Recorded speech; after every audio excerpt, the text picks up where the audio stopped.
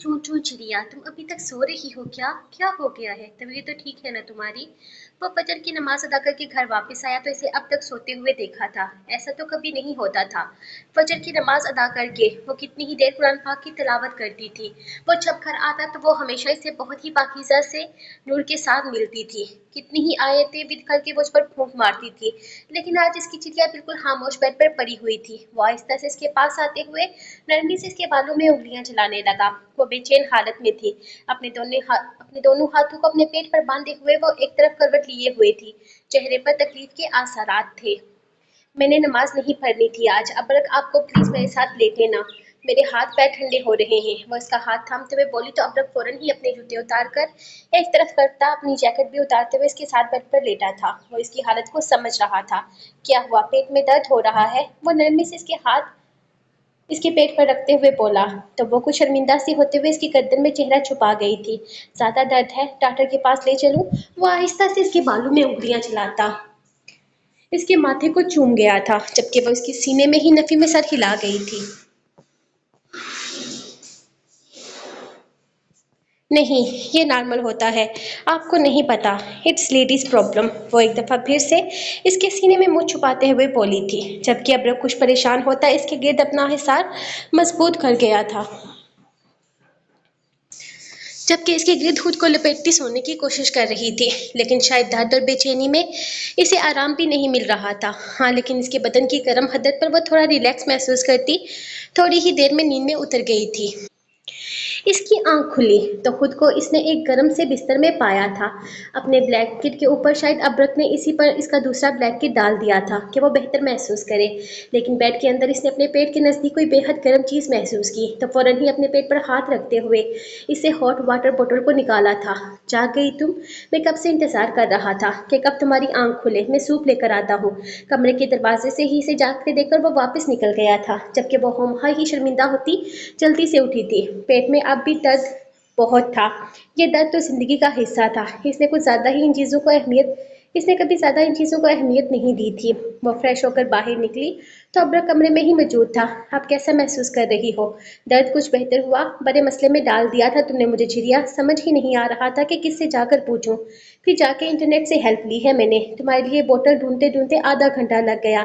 इतना परेशान था कि तुम्हें घर पर अकेले छोड़ा हुआ है दर्द में। पता नहीं कहाँ कहाँ से खज्जल होकर ये मिली थी मुझे। और फिर डार्क चॉकलेट। लेकिन ये ज्यादा नहीं खाना, तुम्हारे लिए अच्छा नहीं है। जानता हूँ मैं मीठी चीजों की शौदाई हो तुम।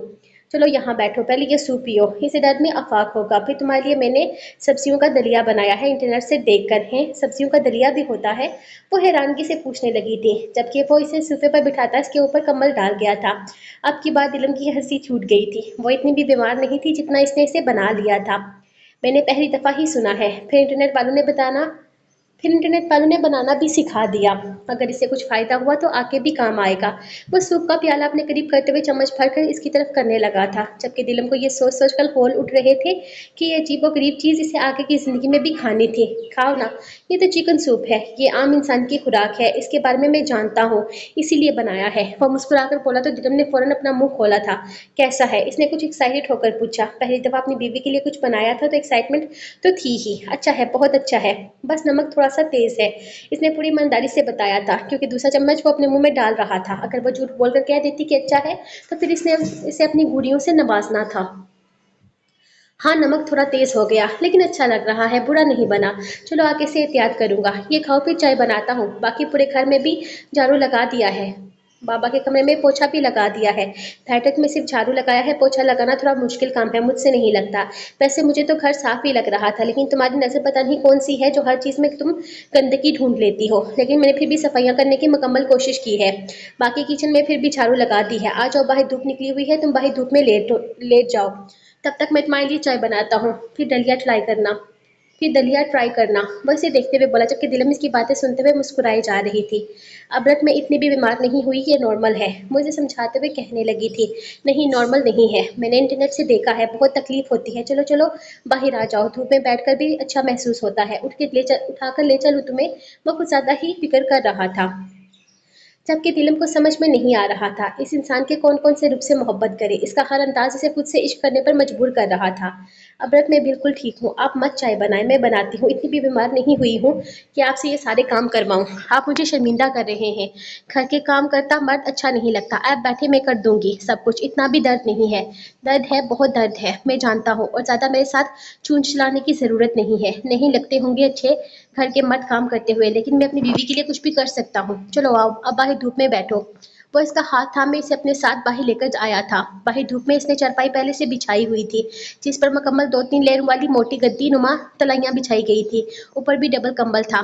साथ में ऊंचा तकिया भी रखा गया था, जिसके साइड पर सरहाना भी था। मतलब इसके कंफर्ट का हर तरह का ख्याल था इसे। इसने पकड़कर इसे बिठाया था जैसे वह सचमुच में कोई मरीज हो। यहाँ बैठो, मैं चाय लेकर आता हूँ। इसे बिठाते हुए अब्रा खुद किचन में चला गया था, जबकि दिल खामोशी से इसे देख रही थी। थोड़ी ही देर में वो भाप रहा था चाय का प्याला थोड़ी ही देर में वो भाप रहा था चाय का प्याला इसे पकड़ा गया था। इसने साथ में रखे टेबल पर कप रखने की कोशिश की तो इसने मना कर दिया था। अरे रखो नहीं, इसे पियो, गरम गरम चाय पीने से दर्द में कमी आएगी। मैंने इंटरनेट से देखा है, इसके बाद तुम चॉकलेट खाओगी, बिल्कुल थोड़ी सी। बाकी तुम ये चाय पियो, मैं दलिया लेकर आता हूँ। मैं सुबह से तुम्हारी जागने का इंतजार कर रहा हूँ। बेचारा दलिया भी इंतजार करते करते ठंडा पड़ गया है, गर्म करना पड़ेगा। इंटरनेट से देखा था दर्द के बीच में कोई भी ठंडी चीज हमारे लिए खतरनाक हो सकती है पहली दफा है ना, इसलिए सब कुछ एडजस्ट करते हुए मुश्किल हो रही है। आइंदा मैं हर चीज को समझ लूंगा, आगे तुम्हें मेरी शिकायत का मौका नहीं मिलेगा। वो कहते हुए किचन में चला गया था। वहां से आती बर्तनों की आवाज पर वो समझ चुकी थी कि वो बर्तन धो रहा है। अब रख, मैं कर देती हूँ ना प्लीज, इतना भी कोई मसला नहीं होता जितना आप समझ रहे हैं। नॉर्मल सी बात है, सब औरतों को होता है। अरे नहीं पागल लड़की, पानी में हाथ मत लगाना, खासकर ठंडे पानी में तो बिल्कुल भी नहीं, इससे और भी ज्यादा दर्द होगा। और मैं कर रहा हूँ ना, तुम पीछे हटो। तुम यहाँ अंदर क्यों आई हो? चलो बाहर धूप जाओ, चलो बाहर जाओ, धूप में बैठो। वो इसे जबरदस्ती किचन से बाहर निकालते हुए बोला तो इसकी टांग खाकर बस हाथ झुकाती आकर बाहर फिर से बैठते हुए खुद पर कम्बल तान चुकी थी। वैसे तो इसका कोई इरादा नहीं था अपनी खिदमतें करवाने का, लेकिन अगर इसका शौहर खुद अपनी मर्जी से इसकी खिदमतें कर ही रहा था तो इसमें बुराई क्या थी। इसने भी खामोशी से बैठते हुए खुद पर अच्छे से कम्बल ताना और फिर चाय का कप उठा लिया था। मुझे बिल्कुल भी भूख नहीं लगी अब्रक। वो जो इसके लिए दलिया गर्म करके लाया था वो परेशानी से कहने लगी थी, ये भूख के लिए थोड़ी ना खाया जाता है, ये तो आराम के लिए खाया जाता है। तुम ये खाओ तो तुमको अच्छा महसूस करोगी। मैं अच्छा महसूस कर रही हूँ अब्रक, मैं अब बिल्कुल ठीक हूँ। वो बहुत ज़्यादा फिक्र कर रहा था इसकी, जबकि दिलम को समझ में नहीं आ रहा था कि वो इसे कैसे बताए कि वो ठीक है। मुझे बेहतर पता है, तुम्हारी शक्ल से पता चल जाता है कि तुम कैसा महसूस कर रही हो, इसलिए मेरे साथ ज़्यादा चूं चूं करने की ज़रूरत नहीं है चिड़िया। जो कह रहा हूँ वो चुपचाप करती जाओ। वो चम्मच भरकर इसके मुंह में डालते हुए बोला तो अपनी जुबान में जायका घुलता इसे अच्छा लगा था। इतना बुरा भी नहीं था सब्जियों का दलिया, जबकि बटर तो और भी ज्यादा टेस्टी लग रहे थे। ये बहुत मजे का है अब्रक, आप भी खाए ना। वो चमचा भरकर जबरदस्ती इसके मुंह में डाल गई थी, जबकि इसके मुंह की जावियों से पता चल रहा था कि इसे कुछ खास पसंद नहीं आया था। खैर वो तो पहले दिन से ही समझ गई थी कि इसे सब्जियां बिल्कुल भी पसंद नहीं है, तो सब्जियों से बनी हुई कोई भी चीज इसे अच्छी नहीं लगनी थी। इसके लिए तो जायका बकरे के गोश्त और मछली में थे, लेकिन इसे सच में दलिया बहुत पसंद आया था और इसका दिल रखने के लिए अबरक ने 2-3 चम्मच खा भी लिया था। अब इससे ज़्यादा वो बीवी के नखरे नहीं उठा सकता था। हालांकि सच तो ये था कि वो इसके नखरे उठा सकता था, वो हर तरह से अपनी बात मनवा सकती थी। सामने बैठा इसका शोहर इसका दीवाना था, जो इसके लिए कुछ भी कर सकता था। इसकी ज़रा सी तकलीफ पर परेशान होते हुए अबरक ने जैसे खुद को इसके सामने बिछा दिया था। वो कैसे ना इसकी मोहब्बत पर ईमान लाती। वो खुद अपने हाथों से इसे दलिया खिलाता रहा। फिर एक दफ़ा फिर से गर्म पानी करके इसने हॉट बॉटल वाटर में डालते हुए लाकर इसके पहलू में रखा था। सर्दी तो नहीं लग रही ना? वो इसके साथ ही चारपाई पर बैठते हुए बोला तो इसने थोड़ा सा पीछे होते हुए इसे पूरी जगह दी थी, क्योंकि वो नहीं चाहती थी कि वो सिर्फ इसके साथ बैठे। वो इसको अपने करीब लटाती इसके सीने पर अपना सर रखते हुए इसके गिर्द अपना हिसार बना गई थी। वो इसे किसी शहजादी की तरह ट्रीट कर रहा था और दिलों महसूस कर रही थी कि इसके अंदर शहजादी वाले नाज नखरे आते जा रहे हैं। सर्दी लग रही है, आप पास ही लेटे मेरे। वैसे आज आप काम पर नहीं गए? इसे अब जाकर याद आया था कि आज वो सुबह से इसके साथ ही था। मेरी बीवी इतनी बीमार है और मैं लोगों की सवारियां उठाऊं, फिलहाल मेरी बीवी को मेरी ज़रूरत है। वह इसका हिसार अपने गिद्ध बनाते हुए इसके माथे को चूम गया था, जबकि वो मुस्कुराते हुए इसके साथ लिपट गई थी। ये लम्हात, ये एहसास बहुत खूबसूरत थे। वो इस शख्स से दूर नहीं रह सकती थी, बिल्कुल भी नहीं रह सकती थी। अब तो ऐसा महसूस होने लगा था जैसे अगर वो शख्स पल भर के लिए भी इससे दूर हुआ तो इसकी सांसें टूट जाएंगी। आई लव यू अब्रक। वो इसके सीने पर अपने लब रखते हुए इसके दिल के मकाम पर अपने लबों से छूने लगी थी। ये बात तो मुझे कुछ दिनों के बाद बताना, तो अपने अंदाज में जवाब दूंगा। वो शायद से कहता इसे शर्माने पर मजबूर कर गया था, जबकि वह इसके सीने में खुद को छुपाती अपने साथ साथ इसके ऊपर भी कम्बल डाल गई थी। जान असाब करके रखी है इस बिल्ली ने मेरी। इसे सोफे पर पटक कर वो किचन में आता बर्तनों के साथ मसरूफ हुआ था। इसने बड़ी मुश्किल से हुरे को सुलाया था और इसको सुलाने के बाद इसका बिल्ली का पट्टा अपनी उंगली में फंसाए मैं उसे उठाकर बाहर लाता सोफे पर पटक चुका था। बस नहीं चल रहा था कि इसे जान से ही मार डाले। इस बिल्ली ने सच में इसकी जिंदगी हराम कर दी थी। वो सचमुच में इसके लिए किसी रकीब से कम साबित नहीं हो रही थी। वो हुरे के लिए कुछ अच्छा सा बनाने का सोच रहा था। इतने दिनों से वो मुसलसल दवाइयाँ और परहेजी खाने खा रही थी। आज डॉक्टर से पूछने पर डॉक्टर ने कहा था कि अब वो इसे नॉर्मल खुराक दे सकता है। इसने ही बातों में इससे पूछा था कि इसे क्या पसंद है, तो इसने बताया था कि इसे बिरयानी खाना बहुत पसंद है। वो खुद इसके लिए अपने हाथों से बिरयानी बना रहा था। जब बिल्ली सोफे से उतरकर किचन में पहुंच आई और जिस अंदाज में वो टेबल पर आकर चढ़ी थी, हसन को भी चढ़ चुकी थी। वो गुस्से से घूर कर रह गया था। तो यहाँ क्या कर रही है? निकल किचन से बाहर, बदतमीज, बेशरम, बदलिहाज, बेमरावत, इंसान फरमोश बिल्ली। वो अभी बोले ही जा रहा था जब इसे अंदर से आवाज़ सुनाई दी। इसकी तेज से चलती जुबान रुक गई थी। प्यार से बात करें आप मेरी मियाँ अम्मी से। यह कोई तरीका नहीं है। इतना बड़ा घर हरगिज़ ना था कि कबीर हुरे की बिल्ली को कुछ कह देता और उसकी बिल्ली की अम्मा सुन ना पाती। वो शायद नींद में बड़बड़ा रही थी। इसने तेजी से किचन से निकल कर इसके कमरे में झांक कर देखा था। हाँ, वो नींद में जाती अपनी बिल्ली की केयर कर रही थी। वो आंखें घुमाता वापस आ गया था। बिल्ली साहिबा क्या ठूसेंगी आप? ब्रेड लाकर दूँ या सैंडविच बनाकर दूँ या अपने हाथों से आपका गला दबाकर कत्ल कर दूँ? वो अपनी पसंद के जुमले बहुत कम आवाज में अदा करते हुए भी बिल्ली को एहतराम दे रहा था। अरे अरे, चुप क्यों गई हैं? आप चुप क्यों हैं? फरमाइए क्या चाहिए आपको? वो ऊंची आवाज में कुछ ज्यादा ही मोहब्बत जताने लगा था, जिस पर बिल्ली ने भी से अजीब अंदाज में घूरा था। यकीनन वो भी इतनी इज्जत हजम नहीं कर पा रही थी। इतने प्यार से ठीक है या फिर महारानी साहिबा को किसी शाही ताज पर बिठाकर मुखातब करूं? इसने ऊंची आवाज में सवाल किया था। नहीं, इतना ठीक है। वो एक पेट है हसन। आप तो इसको अपनी दूसरी बीवी बना रहे हैं। लाइक सीरियसली, इसे शाही ताज पर बिठाकर खिदमतें करेंगे आप? वो जेलस हुई थी। दिल के तख्त पर तुम्हें बिठाया है मेरी मलका, शाही तख्त पर इसे बिठा लेता हूँ। वो अभी बोल ही रहा था जब वो इसे किचन के दरवाजे से खुद को घूरती नजर आई थी।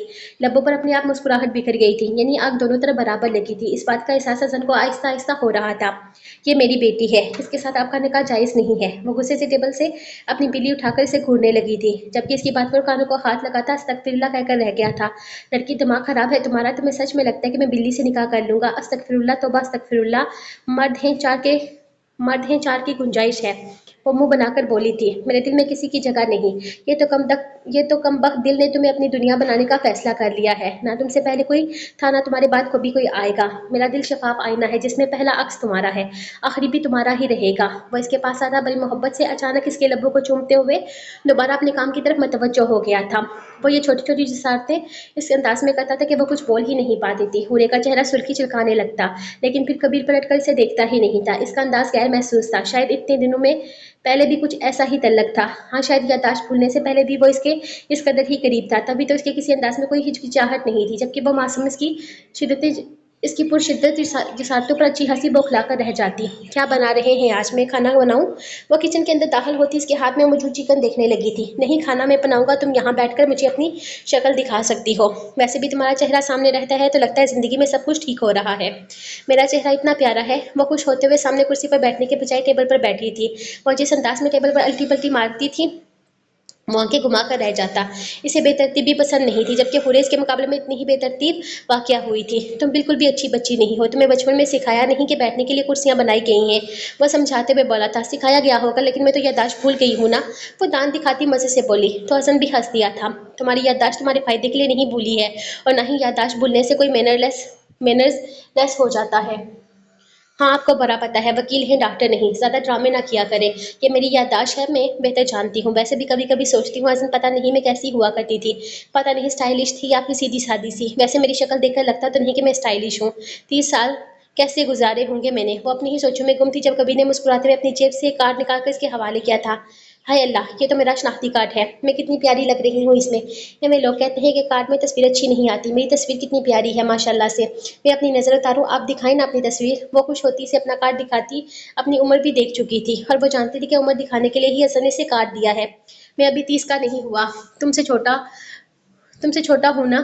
मुस्कुराकर अपनी जेब से कार्ड निकालने लगा था। फिर अचानक ये ख्याल आया कि शनाख्ती कार्ड पर इसका पूरा नाम लिखा है। हाँ, लेकिन आपके कार्ड पर जो तस्वीर है वो मेरी तस्वीर से ज़्यादा प्यारी तो हरगिज़ नहीं होगी। वल्लाह, मैं कितनी हसीन लग रही हूँ।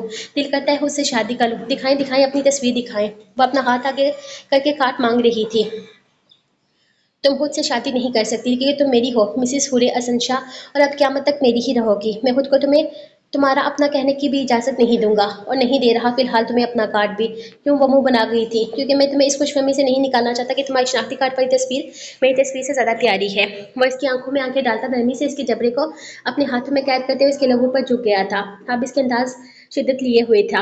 अब की दफ़ा का ये बोसा नरम हरगिज़ नहीं था। वो शिद्दत से इसके लबों को चूमते हुए अपनी मूँछों की चुभन का एहसास छोड़कर पीछे हटा था, जबकि हुरे का दिल बुरी तरह से काम कर रह गया था।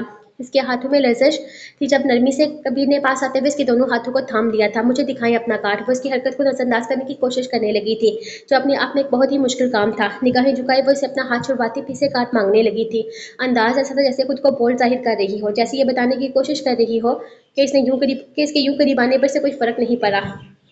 लेकिन इसका काम था सिरापा लरजते हाथ बहुत कुछ बयान कर रहे थे। मेरी पिक्चर बहुत प्यारी है, मैं तुम्हें नहीं दिखाना चाहता। वह उसके चेहरे के बदलते रंग देखते हुए शरारत से बोला तो उसने घूर कर देखा था।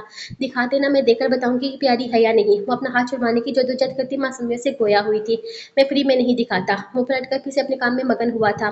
मेरे पास पैसे नहीं है, मेरे शोहर से ले लीजिए, भूखे कहीं के। वो मुंह बसूर कर बोली थी। तो मैं बिकाऊ लगता हूँ तुम्हें क्या लगता है कि मैं पैसे तुम्हें मैं तो मैं बेकाऊ लगता हूँ तुम्हें क्या लगता है कि मैं पैसे लेकर दिखाऊंगा? वो फिर से पलटा था। हाँ तो खुद ही तो बोला मैं फ्री में नहीं दिखाता। वो लब खोल कर बोली थी। ओ हेलो, ये होंठों की अदाएं दिखाना बंद करो, मैंने फिर से चूम लेना है। और बीवी के साथ डीलिंग अलग तरीके से की जाती है। मैंने तुम्हारे होठों को चूमकर तुम्हारी तस्वीर देखी, तुम बदले में मेरे होठों को चूमकर मेरी तस्वीर देख लो। आसान हाल, लेकिन किस वैसा ही होना चाहिए जैसे मैंने किया है। मैं हिसाब किताब का बड़ा पक्का हूँ। इसकी शरारती रंग फड़क रही थी, जबकि इसकी बात सुनकर इसके गाल मजीद दहकने लगे थे। आप शक्ल से इतने बेशरम तो नहीं लगते, अच्छे भले मोअज़्ज़िज़ इंसान लगते हैं। शर्म नहीं आ रही आपको ऐसी बातें करते हुए? वो क्या है ना, मैं ऐसी कोई किताब ही नहीं पढ़ी जिसमें बीवी से शर्म करने वाले कानून लिखे हुए हों। बल्कि मैंने तो सुना है कि सारी बेशर्मी वाली हरकतें बीवी के साथ करनी चाहिए। मैंने तो अभी कुछ बेशर्मी वाली हरकत की ही नहीं। मैं मासूम तो तुम्हारे इंतजार में बैठा बैठा अपनी जवानी के खूबसूरत दिन बर्बाद कर रहा हूँ। एक दफ़ा तुम ठीक हो जाओ, फिर तुम्हें बताऊंगा कि बेशर्मी किसे कहते हैं। वह परसुकून अंदाज में जवाब देकर दोबारा पलटने लगा था। लेकिन मैं तो ठीक हूँ। इसकी जुबान फिसली थी। हाय अफ़सोस कि इतनी ठीक नहीं हो जितनी ठीक मुझे चाहिए। मैं तुम पर कोई ज़ुल्म नहीं करना चाहता। मेरे जज़्बात तुम्हें लेकर कुछ ज़्यादा ही ख़राब हैं। मेरे साथ गंदी-गंदी बातें ना करें आप। वो उसकी आँखों में आँखें डाले बोल रहा था, जबकि वो अगले ही लम्हे इसके सीने पर हाथ रखती इसे पीछे हटा गई थी। गंदी-गंदी बातें? मैं तो और भी बहुत कुछ गंदा-गंदा करने का इरादा रखता हूँ। तुम एक दफ़ा मुयस्सर तो हो, फिर तुम देखना मैं कितना गंदा इंसान हूँ। वो आंख दबाता शरारत से कहने लगा था। आपको शर्म आनी चाहिए मासूम बच्ची के सामने ऐसी बातें करते हुए। बट मासूम बच्ची? डार्लिंग, अगर तुम ठीक होती तो तुम्हारी सारी मासूमियत का अचार डालकर धूप में सुखाने फेंक देना था मैंने। आई बड़ी मासूम, मैं तो अगले 1 साल में बच्चे की प्लानिंग कर रहा हूँ। वो कुछ मायूसी से बोला था। उफ, मैं अपनी नहीं अपनी मम्मी की बात कर रही हूँ। हज़म कैसे इंसान हैं आप? आपको एहसास तक नहीं है। आप एक मासूम बच्चे के ज़हन में उल्टी सीधी बातें डाल रहे हैं। वो मुँह खिंचवाइए बिगाड़ती बहुत मासूमियत से बता रही थी कि वो अपनी नहीं बल्कि मियोमी की बात कर रही थी, यानी कि वो खुद को मासूमों में कंसिडर नहीं करती थी। ये बात जानकर भी कभी को सुकून मिला था, यानी कि इसके जज्बात कहीं न कहीं इस तक पहुँच रहे थे। ऐसी की तैसी इस मासूम फसादम सोतन की। मैं तुम्हारी बात कर रहा हूँ। ये तुम्हारी गोद में क्या कर रही है? डॉक्टर ने मना किया है ना तुम्हें? वो अगले ही लम्हे इसकी गोद में मौजूद बिल्ली का पट्टा पकड़कर इसे ज़मीन पर फेंकता हल्के से अपने पैर मारकर इसे किचन से बाहर फेंक गया था। अल्लाह अल्लाह कितने बुरे हैं हसन, मासूम है वो। वो फ़ौरन टेबल से नीचे उतर रही थी, लेकिन कबीर ने इसकी कमर पर हाथ डालकर इसे अगले ही लम्हे उठाते हुए टेबल के बजाय सामने स्लेब पर बिठा दिया था। दफ़ा करो इसे, इस फसादन बिल्ली की सोच दिमाग से निकाल कर अपने एक शोहर के बारे में सोच लो, जो तुम्हारी एक नजर करम का मुंतजर है। मैं नजर नहीं आता तुम्हें? जब से ये बिल्ली हमारे बीच में आई है, तुम्हें याद भी नहीं रहता कि इस घर में एक और इंसान भी है। वो इसे एक झटके में स्लेब पर बिठाता अच्छा हासा छोड़कर अपनी तरफ मतवज्जो कर चुका था, जबकि इसके कहने से पहले भी हुरे को इस बात का एहसास था कि जब से बिल्ली आई थी वो अजन को बहुत इग्नोर करने लगी थी। अब वो क्या करती? इसकी बिल्ली थी ही इतनी मासूम सी, इतनी प्यारी सी, वो इसे देखते ही खो जाती थी। लेकिन ये गलत था। वो आदमी इसका शोहर था जो इसकी छोटी छोटी ख्वाहिशें पूरी कर रहा था। इसने स्लेब पर उल्टी पुल्टी मारते हुए साइड टोकरी से टमाटर निकालकर काटना शुरू कर दिए थी। इसकी नज़र इसकी नज़रों के सामने बिल्ली सोफे इसकी नज़रों के सामने बिल्ली सामने सोफे पर परेशान बेनियाजी से बैठी सामने खिड़की से नजर आते नज़ारों की तरफ निगाह मरकूज किए हुए थी। क्या कर रही हो? रहने दो, मैं कर लूंगा। इसने मना करना चाहा था, लेकिन वो अगले ही लम्हे अपने नाजुक सी उंगली इसके होठों पर रख गई थी। आप मुझे कुछ नहीं करने देते, कम से कम हेल्प तो करने देना, वरना मैं रूठ जाऊंगी। वो मुंह बनाकर बोली तो फिर वो मुस्कुरा दिया था। फिर इसका हाथ चूम कर अपने हाथ में पकड़ने लगा कि इसने अगले ही लम्हे अपना हाथ नीचे कर लिया तो वह कहकर लगाकर हंसा था। होरे हम मैं टमाटर होरे हम मैं सुरख टमाटर होने लगी थी। इसकी गर्दन में मुँह छुपाए वो इसे चूमते हुए अपनी बेकरारियाँ मिटा रहा था। वो शायद भूल चुका था।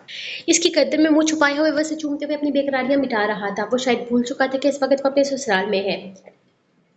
जब अचानक ही बाहर से अम्मी की आवाज़ सुनाई दी थी। वो तेज़ी से इसके सीने पर हाथ रखकर इससे दूर हुई थी, जबकि दुल्का का फ़िलहाल पीछे हटने का कोई इरादा नहीं था, इसलिए शिद्दत से इसके लबों को चूमते हुए ज़रा-सा फासला बनाता चेहरा फेर गया था। अर्शिया, तुम यहाँ बाहर खड़ी क्या कर रही हो? बेटा, वो दोनों हस्बैंड वाइफ हैं, ऐसे अच्छा नहीं लगता। अम्मी के लबो लहजे में हल्का-सा गुस्सा था, लेकिन फिर भी वैसे समझाना चाहती थी कि इस तरह किचन में झाँक कर वो गलत कर रही है। मगर अर्शिया ने तो जैसे इस बात को कोई अहमियत ही नहीं दी थी। इन दोनों को एक दूसरे से इन दोनों को एक दूसरे से अलग देखकर वो अंदर किचन में दाखिल हो गई थी। कम ऑन अम्मी, अब क्या मैं अपने ही घर में कहीं घूम फिर नहीं सकती? और वैसे भी अब ये हमारे घर के किचन में रोमांस थोड़ी ना कर रहे होंगे। वो बेशर्मी से बोली थी। अर्शिया, ज़ुबान को लगाम दिया करो। अम्मी ने टोका था, लेकिन इसे परवाह ही कहाँ थी। वो तो शर्म और हया की सारी हदूद फलांग चुकी थी। अच्छा जी, दे दी मैंने ज़ुबान को लगाम। नहीं मानती वो बुरा। वैसे भी बुरा मानने वाली औकात ही कहाँ है, गंदगी का ढेर। इसने दबी आवाज़ में दानिर की तरफ झुककर कहा तो वह हैरत से इसे देखने लगी थी। अर्शिया, बदतमीज़ी मत करो, जाओ यहाँ से। अब की दफ़ा अम्मी ने हाथ से गुस्से से इसका बाजू पकड़कर इसे किचन से बाहर का रास्ता दिखाया था, जबकि दुलकर पहले ही निकल गया था। अरे अरे, इस गंदगी के लिए इतना गुस्सा? असल बेटी नज़र नहीं आ रही आपको? आपके सामने अपनी शकल आपके सामने अपनी सकी बेटी नज़र नहीं आ रही? वैसे अम्मी, आपस की बात है, सच सच बताइए, आपको कभी बाबा पर शक नहीं हुआ? मेरा मतलब है, आपको कभी ये नहीं लगा कि ये बाबा की नाजायज़? अर्शिया, दफ़ा हो जाओ यहाँ से। अब की दफ़ा अम्मी बुरी तरह से घुर्राई थी। क्या मतलब है इसकी बात का अम्मी? ये क्या कहना चाहती है? दानिर को अपने हाथों में लर्जिश महसूस हुई थी। अर्शिया की अजीबोगरीब बातें और अम्मी का इसे डांट डपटना बहुत कुछ बयान कर रहा था। कुछ नहीं बेटा, दिमाग खराब है इसका। तुम ऐसा करो, जाओ बाहर जाकर दुलकर के पास बैठो। वो अकेला बैठा हुआ है। तुम्हारे बाबा को किसी की कॉल आ गई है। जाओ तुम बाहर। अम्मी ने जबरदस्ती इसके हाथ से बर्तन लेकर साइड पर रखे उसे दरवाजे से बाहर किया था, जबकि अर्शिया अपने लबों पर अजीब सी मुस्कुराहट सजाए इसे देख रही थी।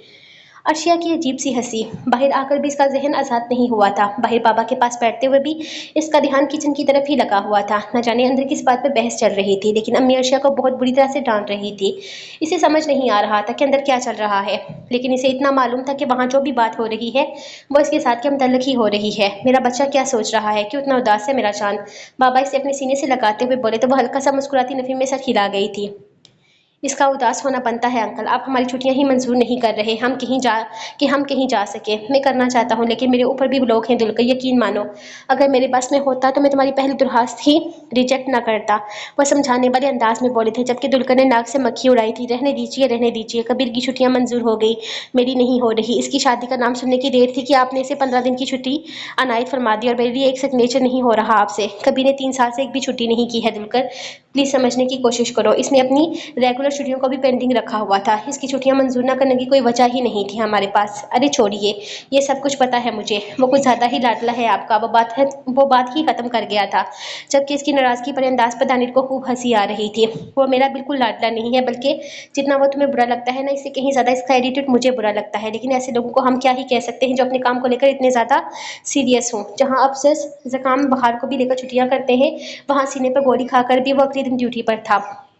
अच्छा बस बस, इसकी तारीफें करने की ज़रूरत नहीं है। बिल्कुल सड़े हुए नान की तरह लगता है मुझे। इसकी तारीफ भी कड़वी महसूस होती है। अरहान कब वापस आएगा? इसको तो आपने सियासतदानों की इसको तो आपने सियासतदानों की गुलामी पर लगा दिया है। वर्दी पहनकर सिक्योरिटी गार्ड बनना किसको अच्छा लगता है? जानता हूँ मैं, लेकिन वो सियासतदान बहुत ज़्यादा पावर में है। इसका मानना है कि वह सिवाय एक इंसान के और किसी की नहीं मानता, और वो इंसान इसका अपना भाई है जो इससे कुछ रूठा हुआ रहता है। अब की नसीसा ने अपनी गहरी निगाहों से इसे देखा था, जबकि वो आंखें घुमा गया था। दोस्त अजीज है मुझे, लेकिन इस दोस्त की खातिर इस कमीने के सामने झुक नहीं सकता। बेहतर है अरहान गुलामी ही कर ले। वो बात ही खत्म कर गया था, जबकि नसीसा ने इसके अंदाज पर कहका लगाया था। वैसे मैटर क्या है दुलकर? मेरा मतलब है तुम्हारा भाई तुम्हें इतना चाहता है, तुमसे इतनी मोहब्बत करता है। जब से तुम्हारा दानिर के साथ रिश्ता जुड़ा है, अक्सर मेरे फ़ोन पर भी इसकी कॉल आती रहती है तुम्हारी हैरियत पूछने के लिए। इसके लहजे में भी तुम्हारे लिए बेतहाशा मोहब्बत महसूस की है मैंने। कोई मैटर नहीं है अंकल, भाई है मेरा। मुझसे मोहब्बत नहीं करेगा तो किससे करेगा? खून का तल्लक है, और खून खून से धोया तो नहीं जा सकता। बस हमारे कुछ पर्सनल इश्यूज़ हैं जो शायद मैंने कभी दानिर से भी डिस्कस नहीं किया। आप ज़्यादा इंटरेस्ट ना लें इन सब चीज़ों में। कुछ रिश्ते अगर बिगड़ते हैं तो अपने आप ठीक भी हो जाते हैं। हाँ बिल्कुल, तुम ठीक कह रहे हो। अगर तुम्हारा ज़्यादा पर्सनल मैटर है तो मैं इसमें हरगिज़ नहीं पड़ूंगा। खून खून से नहीं धोया जाता। इस बात को मैं पूरे दिल से मानता हूँ, और मुझे खुशी होगी अगर तुम दोनों में मौजूद सारे मसाइल खुद ब खुद हल हो जाएं तो। और फिर बहन भाई का तल्लक तो होता ही ऐसा है जो कभी भी तोड़ा नहीं जा सकता। ये वो रिश्ता है जो क़यामत तक साथ रहता है। वैसे तुम क्या सोचते हो दिलरेज और अर्शिया के बारे में? मेरा मतलब है फ्यूचर में अगर इसके बारे में सोचा जाए तो कुछ गलत तो नहीं। अब तो अर्शिया के बड़े भाई हो, तुम बेहतर मशवरा दे सकते हो, और फिर दिलरेज को तो तुम से बेहतर और कौन ही जान सकता है। अंकल, मेरा नहीं ख्याल कि आप ठीक सोच रहे हैं। दिलरेज का तलक सियासत से है, और सियासी लोग कैसे होते हैं ये आप भी जानते हैं। वो चाहकर भी ये नहीं कह पाया था कि आपकी बेटी ही मेरे भाई के काबिल नहीं है। हाँ, लेकिन दिलरेज के बारे में कुछ गलत नहीं सुना मैंने। नसीर साहब कुछ सोचते हुए बोले थे। सुना नहीं इसका यह मतलब नहीं है कि कुछ वैसा है नहीं जैसा दिखता है, और फिर वो किसी को पसंद करता है, तुम्हें कैसे पता? नसीर साहब इसकी बात पर आपकी दफा जरा हैरान हुए थे। इतनी बड़ी सियासी पर्सनैलिटी के बारे में कौन नहीं जानता होगा। अगर इसकी कोई लव लाइफ थी तो इस तरह से छुपी तो नहीं रह सकती थी। अंकल, वो मेरा भाई है, अगर मैं नहीं जानूंगा तो फिर कौन जानेगा। और फिर दरअसल बात कुछ यूँ है कि हम जरा अलग सोच के मालिक हैं। हमारे पापा भी औरतों को छुपा कर रखने पर यकीन रखते हैं, और मैं और दिलरेज भी इस मामले में कुछ ऐसे ही हैं। मुझे नहीं पसंद कि मेरी बीवी को मेरे अलावा कोई गैर मर्द देखे। दिलरेज की सोच भी ऐसी ही है, और फिर मैं नहीं चाहता कि अर्शिया की जिंदगी किसी कैदी परिंदे की जैसी बन जाए। मैं तो फिर जरा आजाद ख्याल हूँ कि दानिल को हर हफ्ते आपके पास लेकर आता हूँ मिलवाने के लिए। ये ना हो कि आप अपनी बेटी की शक्ल देखने को तरस जाए। मेरा भाई है, मुझसे बेहतर कौन जान सकता है इसे। हाँ, तुम ठीक कह रहे हो। अगर वो इस टाइप का है तो फिर मेरे ख्याल में मुझे इसके बारे में सोचना ही नहीं चाहिए। वो जैसे बात ही खत्म कर गए थे, जबकि दुल्हन ने सुकून से पीछे की तरफ टेक लगाई थी। अब कैसी तबीयत है तुम्हारी चिड़िया? पिछले 4-5 दिनों से वो घर पर ही था। ना तो इसे पैर जमीन पर उतारने देता था, और ना ही इसे कोई काम करने देता था। एकदम फिट हूँ मैं, बल्कि जरूरत से ज्यादा ही ठीक हो चुकी हूँ। खुदा के लिए आप काम पर जाएं, हर वक्त मेरे सर पर सवार रहते हैं, वो इसे घूर कर बोली थी। साफ लग रहा था कि इसका आज भी काम पर जाने का कोई इरादा नहीं है। ना शुक्री औरत। ऐसा मोहब्बत करने वाला शोहर किस्मत वालों को नसीब होता है। तुम्हारी परवाह कर रहा हूँ, तुम्हारा ख्याल रख रहा हूँ, तो तुम्हारे नखरे ही खत्म नहीं हो रहे। मैं देख रहा हूँ चिड़िया, नखरे बढ़ते जा रहे हैं तुम्हारे। कदर कर लो मेरी मोहब्बत की। अगर आगे फ्यूचर में जाकर मैंने दूसरी शादी कर ली तो बड़े मसले बनेंगे तुम्हारे लिए। वो अभी बोल ही रहा था जब अचानक ही इसका हाथ अपने गरिबान पर महसूस करते वो मुस्कुरा दिया था। कसम से दूसरी शादी हराम कर रखी है खुद पर। लेकिन अगर तुम ऐसे ही जेलस होती रहोगी तो मैं किराए की दूसरी शादी करने को तैयार हूँ। अच्छा, तो किराए पर भी शादियां होती हैं? वो हैरत से पूछने लगी थी। दुनिया में हर चीज मुमकिन है, किराए की भी शादियां होती ही होंगी। एक अदद किराए की बीवी ले आता हूँ मैं, इसका हाथ पकड़ो, तुम जलकर मेरी बाहों में आ जाओ। हाय हाय हाय, मैं इसकी कमर पर हाथ रख, तुम मेरे सीने से लगकर जब मुझे चूमते हुए अपनी मोहब्बत का इजहार करो। मुझे मना करो, अब्रक नहीं। मैं आपको किसी औरत के साथ नहीं देख सकती। खुदा के लिए इस औरत को तलाक देकर बाहर निकालें, और फिर तुम्हारी इल्तिजा देकर मैं तुम पर तरस खाकर 3 लफ्ज इसके मुंह पर मारकर दफा बाहर करूं, और फिर हमेशा हमेशा के लिए तुम्हें खुद में कैद कर लूं। फिर वो अपनी बात मुकम्मल करता इसे अपने सीने में छुपाए अभी पूरी तरह से इसे महसूस करने ही लगा था जब वह इसके सीने से चेहरा निकालते हुए बोली थी। फिर मेरी आंख खुल जाए और मैं खुद पर 2 लफ्ज लानत भेज कर कहूँ, शर्म से डूब मर अब्रक शाह, तेरी बीवी को तुझसे कभी इतनी मोहब्बत हो ही नहीं सकती कि वह तेरे लिए तड़प कर खुद तेरी बाहों में आ जाए। और अगर इससे ज्यादा हो चुकी हो तो बस की मूछों को हल्का सा बल देते हुए बोली, तो अब्रक ने इसे अजीब सी नजर से देखा था। नहीं हुई, तुम्हें मुझसे मोहब्बत नहीं हुई। जिस दिन तुम्हें मुझसे मोहब्बत होगी ना, वो क़यामत का दिन होगा। ऐसे तो ना कहें, आपको क्या लगता है मैं आपसे प्यार नहीं करती? वो उसका चेहरा अपनी तरफ फेरते हुए मासूमियत से बोली थी। तो इसने होठों को जरा सा खोल कर नहीं कहा था। करती होगी, थोड़ी बहुत मोहब्बत हो ही गई होगी। आखिर शोहर हो तुम्हारे, निकाह में हो मेरे। लेकिन जैसी वाली मोहब्बत मैं चाहता हूँ ना, वो दीवानों वाली मोहब्बत, जैसे मैं तुमसे करता हूँ वैसे नहीं करती तुम मुझसे। हाँ, आप वाली मोहब्बत तो मैं नहीं कर सकती, लेकिन आप ये नहीं कह सकते कि मैं आपसे प्यार नहीं करती। आहिस्ता से इसके दिल के मकाम पर अपने लब रखते हुए जैसे इसे अपनी मोहब्बत का यकीन दिला रही थी। फिर क्या फ़ायदा ऐसी मोहब्बत का? मुझे ऐसी मोहब्बत चाहिए जो मैं करता हूँ, शिद्दत वाली, दीवानगी वाली। ऐसी मोहब्बत जो लड़ज़ा कर रख दे। तुम क्या मुझसे मोहब्बत करोगी? तुमने तो अभी तक मुझे वो कपड़े भी पहन कर नहीं दिखाए जो मैं तुम्हारे लिए लेकर आया था। अल्लाह, आप मेरी मोहब्बत को इन कपड़ों में तोड़ रहे हैं। अब रख, मैं बेशर्मी वाली मोहब्बत नहीं कर सकती। वो फ़ौरन मुँह बनाकर बोली थी, जाओ चिड़िया, तुम मोहब्बत ही नहीं कर सकती, तुम्हारे बस की बात ही नहीं है, तुमसे नहीं होती मोहब्बत। तुम जाकर खाना बनाओ, घर साफ करो, शौहर के आने का इंतज़ार करो, बस यही सब कुछ चाहिए होता है ना शादीशुदा जिंदगी के लिए। वो बिस्तर से उठते हुए बोला था। वो लब खोले से देख रही थी। अब मोहब्बत के नाम पर आपकी तरह बेशरम तो नहीं बन सकती ना। माँ वजह से अपनी सफाई दे रही थी। अब इसे कैसे यकीन दिलाए कि वो उससे मोहब्बत करती है? हाँ, तो किसने कहा बेशरम बन जाओ? मत बनो। लेकिन एक बात बताओ, मोहब्बत में किसी चीज़ की हद नहीं होती। 3-4 घंटों में वापस आ जाऊंगा। बस मेरी बस की वजह से अड्डे में हल्की हल्की लड़ाई हो गई है। पिछले कुछ वक्त से मेरी टाइमिंग बहुत बदल रही है ना, और ड्राइवरों के नखरे चढ़े हुए हैं। जल्दी आ जाऊंगा, अपना ख्याल रखना। ज़्यादा काम काज करने में सर खपाने की ज़रूरत नहीं है। हल्की फुल्की सफाई कर दी है मैंने, इतना ही काफ़ी है, जब तक तुम पूरी तरह से ठीक नहीं हो जाती। सूप पीना, खाना बनाने की ज़रूरत नहीं है, मैं बाहर से लेकर आऊँगा। बल्कि बिस्तर से उठने की भी ज़रूरत नहीं है। कोई भी आए दरवाज़ा खोलने की भी ज़रूरत नहीं है, खुद ही बजा बजा कर दफ़ा हो जाएगा। बल्कि मैं बाहर से ताला लगा देता हूँ। वह जैसे खुद ही अपने मसले के हाल निकाल लेता था। वो खामोशी से उसे मुस्कुराते हुए देख रही थी। मैं नाराज़ नाराज़ और भी प्यारा लगता था।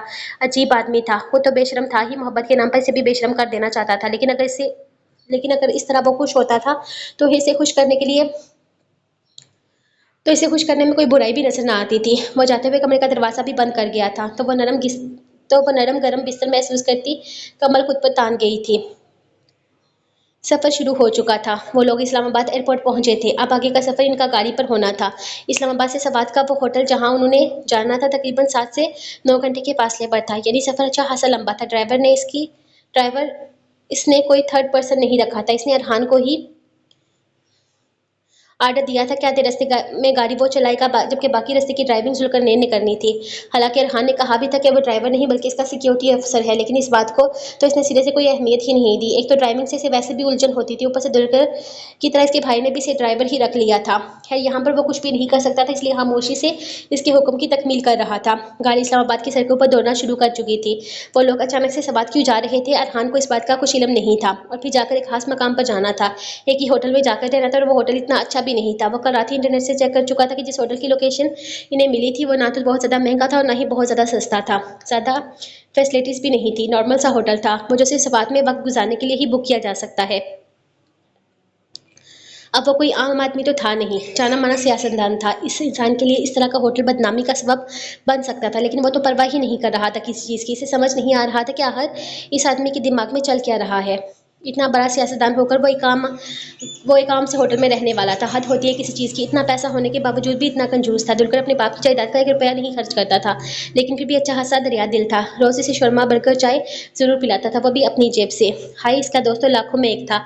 ये करप्ट साइंसदान कहाँ इसके दोस्त का मुकाबला कर सकता था। वो कहाँ जमीन से आसमान मिला रहा था। खुद ही अपनी सोच पर 2 लफ्ज लानत भेजते हुए इसने गाड़ी की स्पीड तेज कर दी थी। मैडम, आप अपना मूड ठीक करने के लिए क्या लेंगी? वो घर में दाखिल हुआ तो दानेरी से किचन में ही नजर आई थी। अंदर दाखिल होते हुए इसने बड़े प्यार से सलाम किया था, जबकि इसका माथा चुमता हुआ इसके पास ही बैठ गया था। आजकल वो कुछ ज्यादा ही खोई खोई से रहने लगी थी। न जाने क्या वजह थी कि हर वक्त कुछ ना कुछ सोचती रहती थी। इसकी सोच की वजह जानने की कोशिश तो बहुत की थी दिलकर ने, लेकिन इसका चुपचाप रहना इसे बिल्कुल भी अच्छा नहीं लग रहा था। वो कह तो रही थी कि कुछ नहीं है, लेकिन कुछ तो था जो इसे उलझाए हुए था। मेरा मूड कहाँ से खराब देख लिया आपने मेरा मिस्टर? मेरा मूड तो बिल्कुल ठीक है, वो हल्की सी मुस्कुराहट के साथ बोली। तो दुलकर मुस्कुराया नहीं था, बल्कि स्लिप से नीचे आता इसकी कमर में हाथ डालते हुए इसे अपने करीब कर गया था। मेरी प्यारी सी मानो बिल्ली, जब तुम उदास होती हो ना तो तुम्हारी आंखें बताती हैं कि तुम उदास हो। इसलिए मुझे बहाने नहीं, उदासी की वजह दिया करो। फजूल में झूठ बोलती हैं ये आंखें। मैं तो बिल्कुल भी उदास नहीं हूँ। इतनी खुश हूँ मैं, इतना प्यारा घर है, इतनी मोहब्बत करने वाला शोर है। उदासी की तो कोई भी वजह उदासी की तो कोई वजह भी तो होनी चाहिए ना मेरे पास। आप इतना ख्याल रखते हैं मेरा, हर वक्त मेरे पास रहते हैं, रोज घुमाने लेकर जाते हैं। इसके अलावा एक औरत को और क्या चाहिए होता है? वो इसके गिद्ध अपनी बाहों का हिसार बनाते खुद ही इसके करीब आ गई थी। ऐसा बहुत कम होता था जब वो खुद इसके पास आए। ज्यादातर तो बाहर जाने के लिए ही वो इसे अपने दांव के जलवे दिखाती थी। मुझे ये सब कुछ नहीं पता, मुझे बस ये बताओ तुम उदास क्यों हो? क्या कोई बात है जो मुझसे करना चाहती हो? कोई ड्रामा तो नहीं देख लिया तुमने दुखी किस्म का, या कोई फिजूल सा नावल पढ़ लिया है जिसकी वजह से दिमाग के पुर्जे जाम हो गए हैं? वो इसकी एक्टिविटीज़ को नज़र में रखते हुए बोला। तब की दफ़ा दानिश की खिलाकर हंसी थी। इसके नावलों से तो उसे खास किस्म की चिढ़ होती जा रही थी। मैं दुखी नावल नहीं पढ़ती, आप जानते हैं, और ना ही मेरे ड्रामे में इस तरह का कोई सीन आया है। वैसे कल रात को ना मैं ड्रामे की एपिसोड भी नहीं देख सकी थी, आपके बेवक्त ऑन होते रोमांटिक मूड की वजह से। अभी रिपीट में देखूंगी, बल्कि आप कहाँ देखूंगी, अब तो 5:30 बज गए हैं। आधी एपिसोड तो निकल गई होगी मेरी, अब तो यूट्यूब से ही देखनी पड़ेगी। वो इसे बता रही थी, या खुद को बिल्कुल को समझ नहीं आया था। हाँ, लेकिन इसके ड्रामों वाली गुफ्तगू में इसे कोई दिलचस्पी नहीं थी। वो तो बस इसके होंठों को देख रहा था, जिन्हें चूमने की ख्वाहिश ने गले में कांटे से उगा दिए थे। इसने आहिस्ता से आगे बढ़ते हुए इसके लबों को चूमना चाहा तो वो फौरन ही इसके लबों पर अपने हाथ रख गई थी। तंग मत किया करो, अभी मेरा मूड बहुत अच्छा है। अगर मेरा मूड बिगड़ा ना तो हो सकता है तुम्हें लेने के देने पड़ जाए, इसलिए शराफत से हाथ हटा दो। वो उसका हाथ हल्का से चूमते हुए धमका गया था। काम कर रही हूँ मैं, खाना बना रही हूँ। आपकी इस रोमांटिक मूड की वजह से ना मेरे सारे काम खराब हो जाते हैं। ये ना हो कि आपको लेने के देने पड़ जाए रात को, इसलिए बेहतर होगा कि निकले किचन से और मुझे मेरा काम करने दे। इसने उल्टी धमकी लगाई तो उसके बदलते अंदाज देखकर जुल्कर ने हैरत से इसे देखा था, फिर जैसे दादा ने मेरे अंदाज में हल्की सी ताली बजाई थी। वाह बीवी,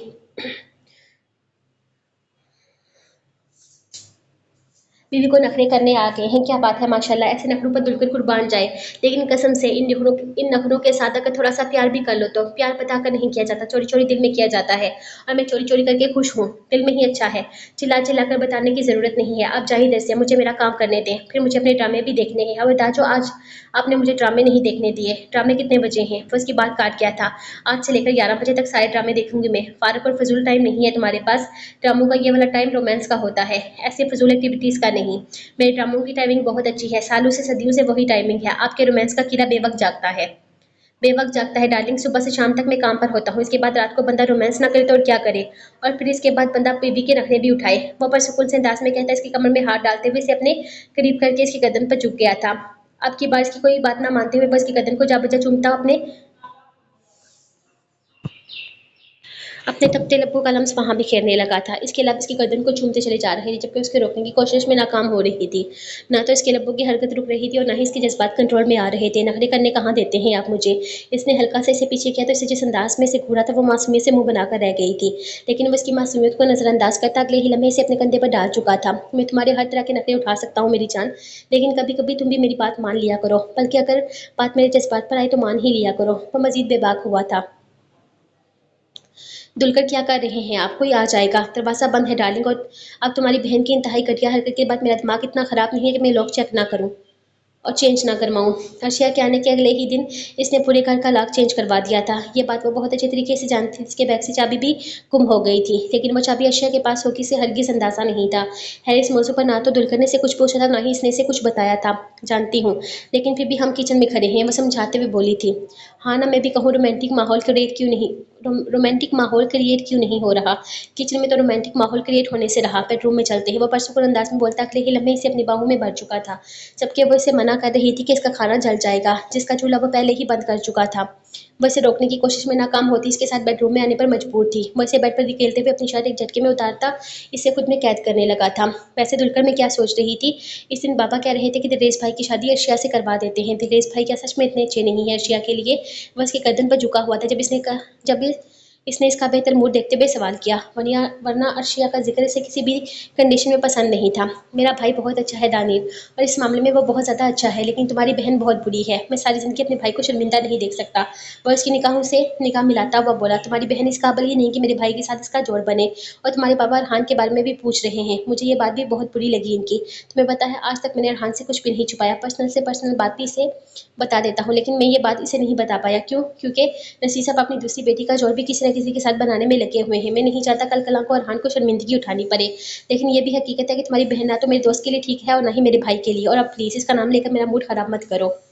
वो नरमी से इसके चेहरे को थामते हुए बोला। तो दानिर ने इस मौजू को यहीं पर ख़त्म कर दिया था।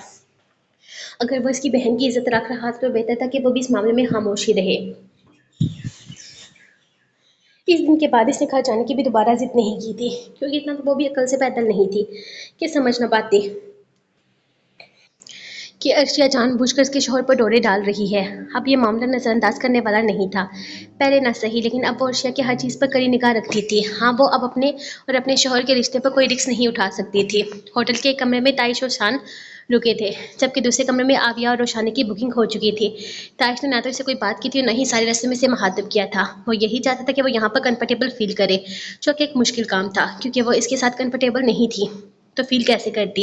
लेकिन ताइश हर मुमकिन कोशिश कर रहा था जितना हो सके इससे दूर रहने की। वो इसे कोई बुरा माहौल नहीं देना चाहता था।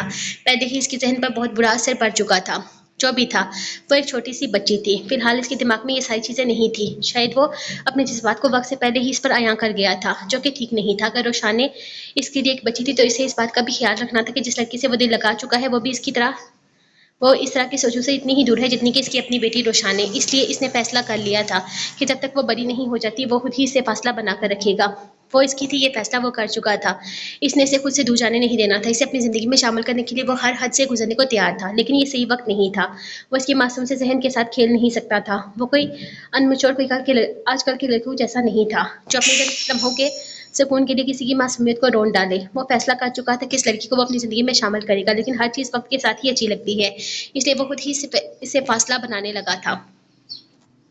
हाँ, ये कैसा होटल है, हम यहाँ पर रहेंगे। भाई मैं इतना गरीब नहीं हूँ जितना ये यूनिफॉर्म पहन कर लगता हूँ। मेरा बाप अच्छा खासा अमीर आदमी है। अगर मैं कभी कहीं घूमने के लिए गया हूँ तो हमेशा अपने बाप का पैसा इस्तेमाल किया है। मैं ऐसे थर्ड क्लास होटल में कभी नहीं रहा और ना ही मैं रहूंगा।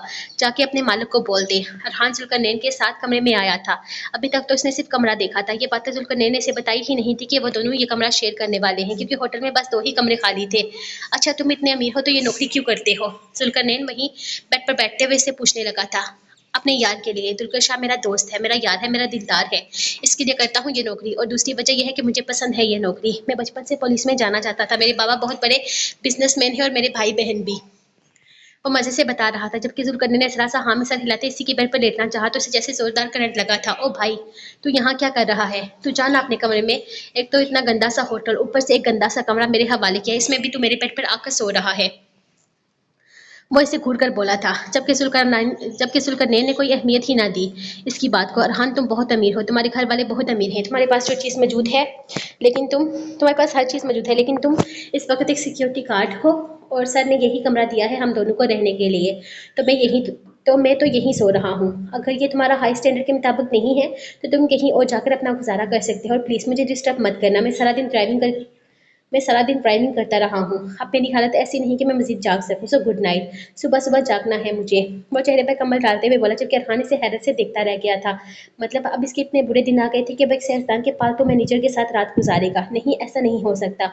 लेकिन वो यहाँ कर ही क्या सकता था? इसके पास और कुछ था ही नहीं करने के लिए। इसने ज़िंदगी में इससे पहले खुद को कभी इतना बेबस महसूस नहीं किया था। होटल में तो आ गया, लेकिन इस लड़की का कमरा कौन सा था? वो आगे ही आगे बढ़ रहा था। लंबी रहदारी में कतार में कमरे बने हुए थे। थोड़ी बहुत इन्फॉर्मेशन लेने पर पता चला था कि दादा साहब ने अपने नाम से कमरा बुक करवाया था, पोती के नाम से नहीं। इसकी वजह से बड़े मसले बने थे। आयशा को तो इसके दादा का नाम ही नहीं पता था, लेकिन कर्नल साहब का नाम पता करना कम से कम इसके लिए मुश्किल साबित नहीं हुआ था। एक कमरे का दरवाजा खोलते हुए वो आहिस्ता से अंदर दाखिल हुआ तो कमरे में बिल्कुल अंधेरा था। सामने बेड पर दो वजूद लेटे हुए थे। नन्ही काकी दादू के साथ चिपक कर सोती है, वह दादू के बाजू के साथ देती हुई गहरी नींद में सो रही थी। नीमन देर में इन दोनों वजूदों पर निगाहें डाली थी। जिस तरह अपने दादा के साथ सो रही थी, दिलेस के दिल में अजीब सी जलन पैदा हुई थी। चुप कर कमीने, यहाँ भी धड़कना शुरू कर दिया है तूने। वो दादा है, इसका कोई तेरा रकीब नहीं जो फड़क रहा है तू। वो गुस्से से बोला था, जब जैसे इसका दिल इसकी सुनकर खामोश होकर बैठ जाएगा। लेकिन नहीं, ये तो सचमुच में जलन थी। और जब जलन हद से आगे बढ़ने लगी तो इसने आगे बढ़ते हुए अचानक ही रनीन का बाजू पकड़कर इसे एक तरफ खींचा था। वो बेड पर खिंचाव लगने से आगे की तरफ हुई थी, लेकिन जाके नहीं थी। इसे शक हुआ था कि लड़की सो रही है या वफात पा चुकी है। इतनी पक्की नींद। वो इसकी नींद देखकर सचमुच में हैरान रह गया था। मजाल थी तो इस लड़की ने जरा सा भी असर लिया हो इसके खींचने का। कहीं पहले ही मर तो नहीं गई? इसने शादी करनी है। मैंने शादी करनी है इसने मैंने शादी करनी है इससे। ये मेरे 16 बच्चों की माँ बनेगी, ऐसे थोड़ी ना मरने दूंगा। वो उसकी नाक के करीब अपना हाथ रखते हुए बोला था, जिससे अगले ही लम्हे रानैन ने एक लंबी सांस अपने अंदर खींचते हुए अपना पूरा वजन इस पर डालकर इसके बाजू को खुद के साथ लपेटा था कि दिलेस का दिल बुरी तरह से धड़का था। ए लड़की, क्या कर रही हो? हमारी जान निकालोगी? वो सरगोशी में बोला था, लेकिन दूसरी तरफ कोई असर ना हुआ। इसने एक नजर दादा की तरफ देखा, वो भी गहरी नींद में सो रहे थे। समझ नहीं आ रहा था ये दादा पोती सो रहे हैं या बेहोश पड़े हैं। से सोने से लगता है पोती ने दादा से सोने लगता है पोती ने दादा से ही सोने की ट्रेनिंग ले रखी है। अच्छी खासी आवाज़ पैदा हो रही थी, लेकिन मजाल थी तो दोनों में से किसी की ने भी हल्की फुल्की सी भी हरकत की हो। ऐसी गहरी नींद एक आदमी अफसर की तो नहीं हो सकती। इसने शक की नजर से दादा जान को देखा था, जबकि दूसरी निगाह अपने बेहद करीबी से सीना पर गई थी, जो अपनी फजूल की बकवास करके इसके दिल में अपना घर नहीं बल्कि बंगला बना चुकी थी, और फिर इस बंगले में एक तख्त बनाकर इस पर बरजमान हो चुकी थी। मजाल थी जो वो अपनी हुकूमत में किसी और को घुसने भी देती।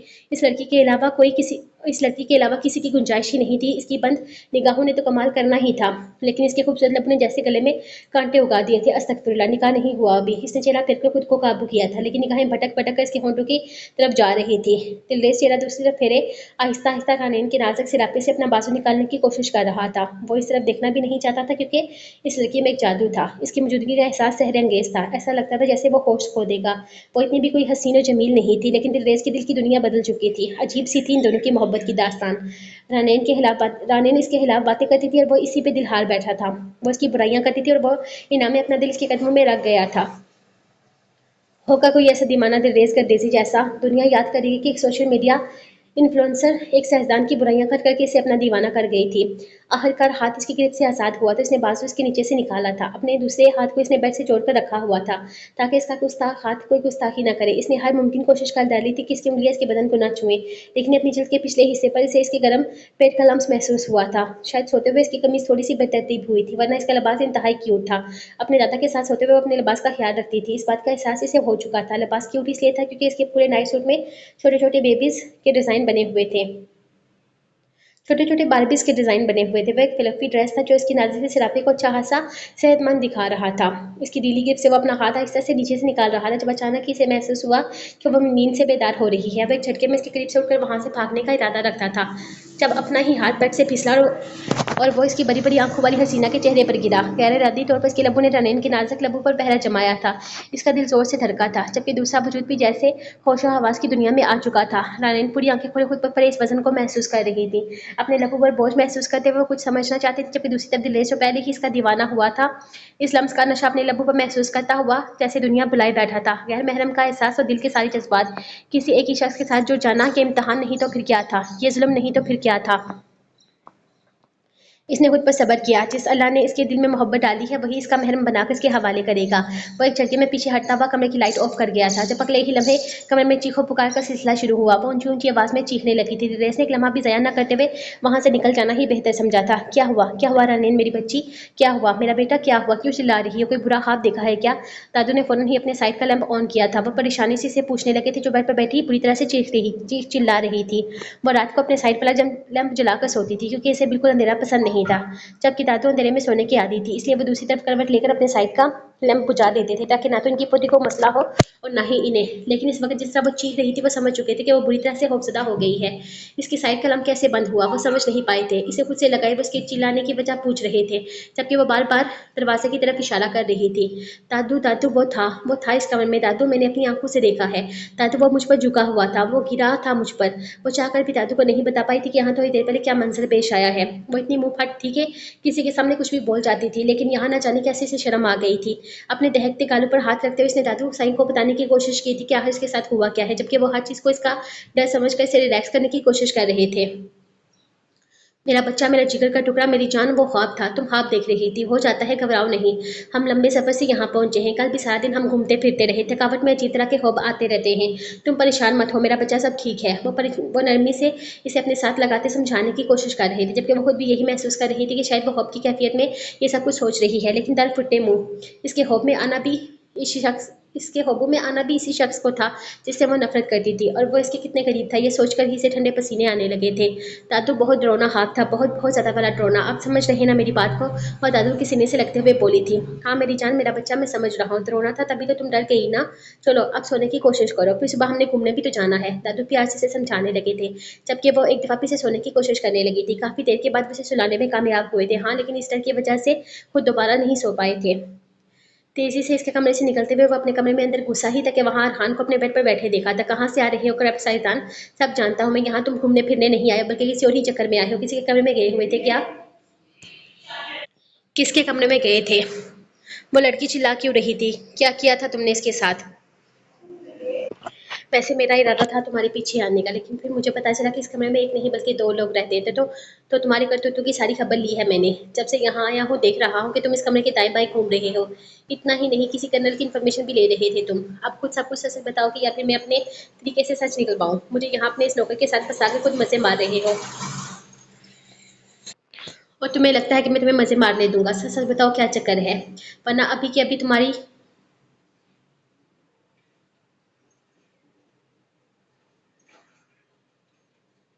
वो इसे एक्सपोज वरना अभी के अभी तुम्हारी सारी पोल खोलकर तुम्हें नेशनल टीवी पर एक्सपोज कर दूंगा। वो इसे धमकियां देने लगा था।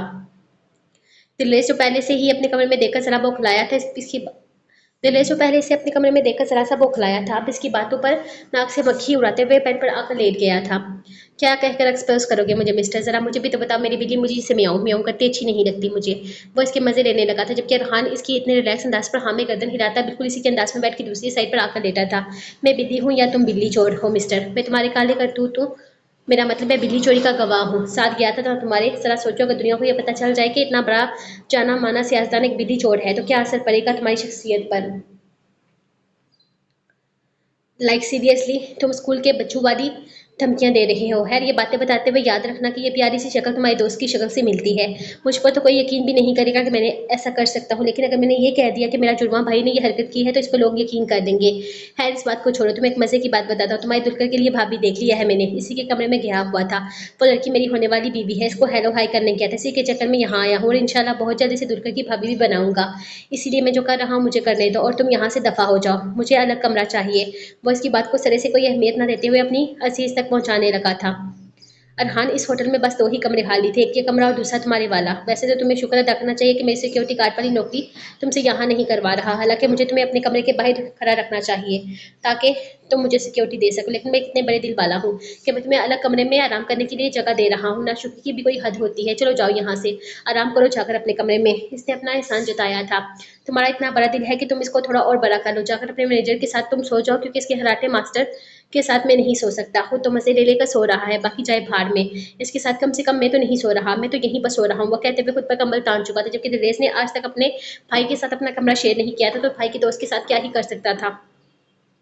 अरहान, तुम ऐसा नहीं कर सकती, तुम्हें दूसरे कमरे में जाना होगा। इसने समझाने की कोशिश की थी।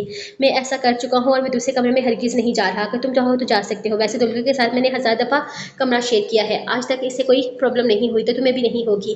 वो चेहरे तक कंबल तान चुका था, अंदाज साफ बता रहा था कि वो मजीद कोई बात नहीं करना चाहता, जबकि दिलेस दुल्हन के दोस्त को अपने लिए नौकरी पर रखकर पछता रहा था। कभी ने इसे सचमुच में फंसा दिया था। यह कैसा सिक्योरिटी गार्ड था इसका, जिसके नखरे से उठाने पड़ रहे थे। अगर ये दुल्हन का दोस्त ना होता तो यकीनन वो इसे उठाकर अब तक बाहर फेंक चुका होता, लेकिन वो इसके भाई का दोस्त था। इसे न चाहते हुए भी इसके साथ कमरा शेयर करना पड़ रहा था। भूख लगी है, वो इसकी बाहों में बुरी तरह से कैद बोली। तो दुलकर ने इसकी गर्दन से चेहरा निकाला था। भूख तो अब मुझे भी लग रही है। इसने एक नजर सामने घड़ी की तरफ देखा था, जो रात के 2 बजा रही थी। अब लगती रहे भूख आपको, आप मेरी भूख का कुछ करें। अच्छा खासा खाना बना रही थी मैं, लेकिन नहीं, आपके तो जज्बात जाग रहे थे। मेरी सारी मेहनत का सत्यानाश कर दिया, खाना तक नहीं बनाने दिया मुझे। अब मुझे भूख लग रही है, अब जाकर मेरी भूख का कोई हल निकालें। मुझे खाना दे, कहीं से भी दे, वरना मैंने आपके रोमांस पर पाबंदी लगा देनी है। वो उठकर बैठते हुए रूठे हुए अंदाज में बोली थी। तुम जो बना रही थी वही मुकम्मल कर लो। वो अभी बोल ही रहा था जब तनवीर की कुड़ी ने इसका मुंह बंद कर दिया था। दुलकर हल्का सा मुस्कुराया था। अब मुझसे कोई काम नहीं होता। एक तो रात रात भर आग के इस भारी भरकम वजूद के नीचे दबकर मरते रहो, और फिर खुद उठकर खाना भी बनाओ। नहीं बना रही मैं खाना, आप खाना बनाएंगे मेरे लिए भी और अपने लिए भी, और मैं नहीं खाऊंगी गोभी गोश्त। मेरा इस वक्त कुछ चटपटा सा खाने का दिल कर रहा है, चाहे मेरे लिए बना कर लाएं। वो जैसे फैसला सुना गई थी, जबकि दुलकर इसे देखकर